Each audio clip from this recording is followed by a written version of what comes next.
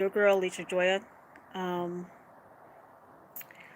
I really hate the lag of the Wi-Fi around here sometimes. I need some advice, guys. It's regarding my Second Life stuff. Um, if you guys haven't known that my Second Life brother Toxic passed away. Um, he's my oldest brother. From my oldest account, and we go way back.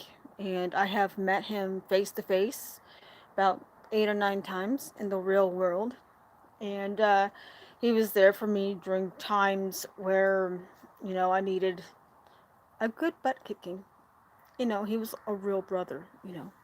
I didn't care if his skin didn't match mine. I didn't care if he was a darker colored complexion gentleman, but that was still my brother. The issue that I'm having right now is that he had gotten or inherited Second Life estates from my late father, King Killa. Now, the problem I'm having now is now that Toxic is gone, um, his widow, Clarissa, my sister in law, is asking me to take over the estates. Every time every time I get talking about my brother, I try to force back the tears because we promised each other we wouldn't cry, but it really freaking sucks. You know, I have not been myself for since I found out. I haven't been myself. Um, so I'm kind of torn. Do I take over these estates? I mean, do I, or do I just let them go into oblivion for Lyndon Labs to take them? I don't know. I don't know. I actually just don't know. So, it's just like it's attached to my late Second Life father, and now to me. In my late Second Life father who passed away in May, and now my brother who passed away 6 months apart. It just really sucks. I'm just losing the best of my Second Life family. I feel like I'm losing the quality people in my Second Life.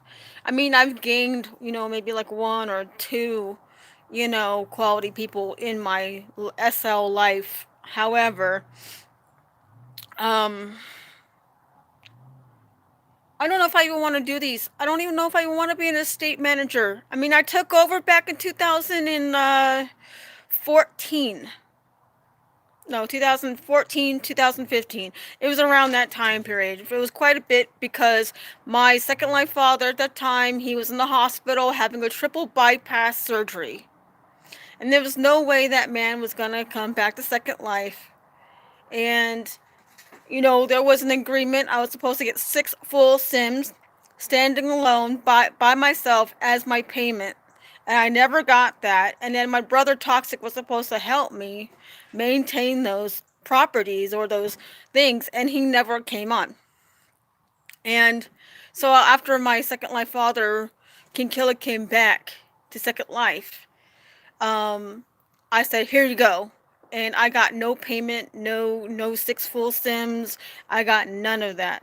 And I could have easily taken over. I could have, put all of those. At that time, it was 600 Sims. Now it's 450. So apparently, Toxic has liquidated 150. So, I don't think I even want the burden. I just want to build, do my auctions, do my breedables. I just want to just have fun in Second Life again because I have not been enjoying myself.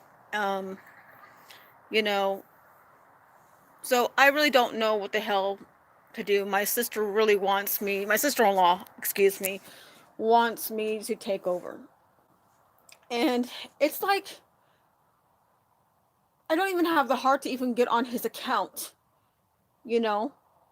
Because when I see his name pop up and online, I just want to hurry up and I am him because he's one of the only people that has my map rights. And I don't have the heart to take him off or to take off my online status away from him, the account, I mean, just so I don't have to see the account pop up because it hurts every time I see anyone log in it now. I know my sister Clarissa is, handling her late husband's business, but she wants me to take over. And it's just too much for me. I mean, I was his sister longer than they were married. So, I swear, I even had a hard enough time logging in one of my alts, which I made to look exactly like his twin sister. I'm talking about the African American hair, the skin, the shapes, I mean, everything, because I wanted to look like I was his actual sister. I don't even have the heart to even log in that account. And it's fine. Much less take over an estate company. So I told my sister today in Skype. I told her, actually, I just got off of it before I got on here, and I said, "Hey, I don't think I can do this." So one of those few things in life I don't think I can do. I don't think I can handle that. It's just too much. We used to finish each other's sentences. We used to get, feeling the same thing at the same time. If I was sick, all of a sudden he'd feel sick, and we'd be across the United States from each other, and we'd be feeling that way. And now that he's gone, I feel like half of me is dead. It doesn't, I don't feel like it's right for me to take over these estates. So yeah, I'm a bit torn, to be honest. Um, Part of me wants to take over the estates just to, help out and maybe get somewhat compensated by getting an actual sim and moving off, Venture Isle or Vile, whatever the hell the name is. But I just because of my loyalty to him, and I just don't think I can. It just hurts to even think about even doing that. I don't even think it's even my place, to be honest, because his real life wife, who also plays Second Life, should be taking care of everything. It just makes me wonder what the hell happened to my Second Life father's, account managers he had on staff. And then why aren't they even helping the estate after Toxic took care of it? I I washed my hands clean of this once I walked away from it when my father, King Killer, came back from his first triple bypass surgery. So it's a lot. And I know I shouldn't really give two craps about this virtual world, but there's a person behind that avatar with feelings, and when they die, they're not logging in no more unless it's someone that they know that has their passwords. And then even then, it's not the same. You know? There's a certain greeting that Toxic and I always had, so we knew who each other was, no matter if we were on alt. We had a certain saying, and we spelled things a certain way in that saying. And we had our own freaking language. We even made up our own language. So now whenever, Clarissa logs in his account and she's talking to me, I know for sure it ain't him. And it just doesn't even feel like it's even appropriate for me to even log in his account at all and be him when no one can be him. Much less take over these estates.